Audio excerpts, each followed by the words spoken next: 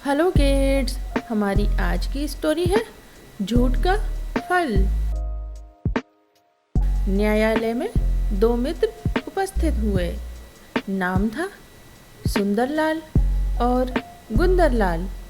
सुंदरलाल जज से बोला, साहब 3 साल पहले जब मैं अपना घर छोड़कर विदेश गया था तो गुंदरलाल को अपना परम मित्र जानकर अपनी हीरे की एक अंगूठी अमानत के रूप में दे गया था। मैंने इनसे कहा था वह तब तक उस हीरे की अंगूठी को संभाल कर रखे जब तक मैं लौट ना आऊं, पर अब यह कहता है कि इसे अंगूठी के विषय में कुछ नहीं पता।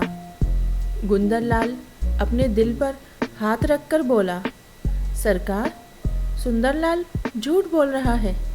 मैंने इसकी अंगूठी कभी नहीं ली। हाँ, जब यह यहाँ से गया था तब इसकी मानसिक स्थिति ठीक नहीं थी। जज ने कहा, सुंदरलाल, क्या तुम्हारी इस बात का कोई साक्षी है? उसने कहा, हुजूर। जज ने कहा, सुंदरलाल, क्या तुम्हारी इस बात का कोई साक्षी है? उसने कहा, हुजूर, जब मैंने गुंदरलाल को अंगूठी दी उस समय दुर्भाग्य से वहाँ कोई उपस्थित नहीं था सिवाय एक देवदार के पेड़ के जिसके नीचे हम खड़े थे। गुंदरलाल ने यह सुनकर जवाब दिया, मैं कसम खाकर कह सकता हूँ कि न मैं उस अंगूठी के विषय में जानता हूँ और न ही उस देवदार के वृक्ष के ही विषय में।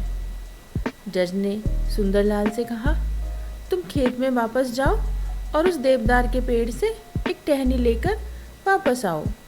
मैं उसे देखना चाहता हूँ। सुंदरलाल चला गया। कुछ देर के बाद जज ने गुंदरलाल से कहा, सुंदरलाल, वापसी में इतनी देर कैसे लगा रहा है? तुम जरा खिड़की के पास खड़े होकर देखो कि वह देवदार की टहनी लिए रास्ते पर आता दिखाई दे रहा है या नहीं। गुंदरलाल ने कहा, मालिक, अभी तो वह उस पेड़ तक भी नहीं पहुंचा होगा। वहां तक पहुंचने में उसे कम से कम 1 घंटा लगेगा। जज ने जब गुंदरलाल का यह तर्क सुना तो सारा माजरा उसकी समझ में आ गया। वे बोले, सुंदरलाल, जितना तुम पेड़ के विषय में जानते हो उतना ही अंगूठी के विषय में भी जानते हो। सीख, सच कभी छिपता नहीं।